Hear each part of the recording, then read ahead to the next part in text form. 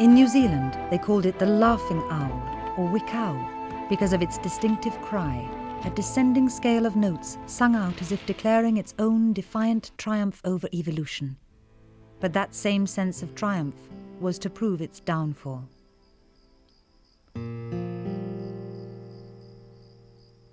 One of the two subspecies of laughing owl lived on the North Island of New Zealand, and one on the south.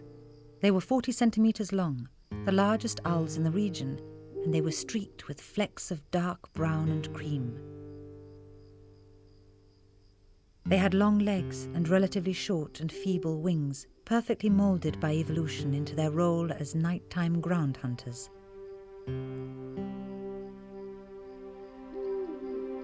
This was, to say the least, a little strange in a country which had no indigenous ground mammals, indeed no mammals at all, except for a few bats. Apart from their laughter, they made a series of other sounds, the most common of which was a loud coo-ee-ee-ee.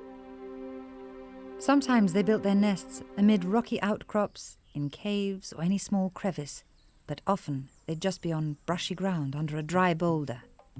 When the Maoris came to the island around 1100 AD, they were the first mammals to walk on the land, and they found the owls in large numbers, on the South Island at least.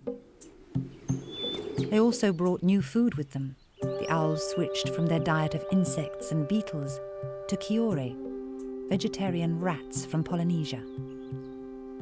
The laughing owls were perfectly evolved to catch these kiore rats, even millions of years before they had arrived, unlike this ground-hunting, burrowing owl, for whom rodents were always on the menu. For a few centuries at least, the wikau could laugh and breed contentedly, but their newly acquired taste was to prove fatal when the Europeans arrived.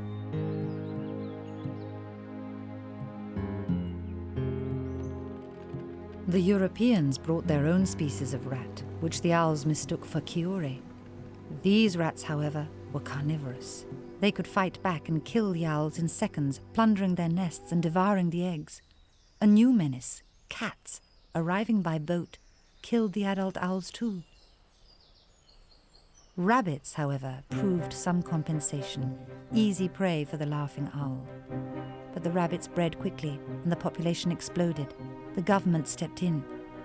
They introduced ferrets and weasels who could run down the warrens and negotiate any hiding place. The rabbits ran for their lives.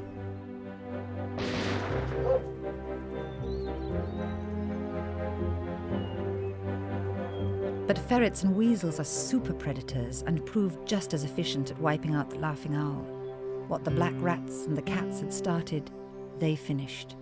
Cliffs and caves were no obstacle, while the ground nests were like a table set with their favorite meal: eggs and young fledglings.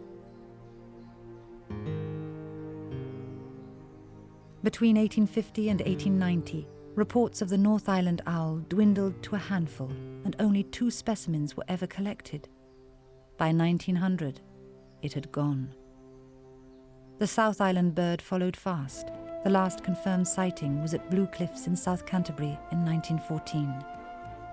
In 1939, there was an unconfirmed report that the owl's distinctive call had been heard in the night, but it is now certain that these owls will never laugh again.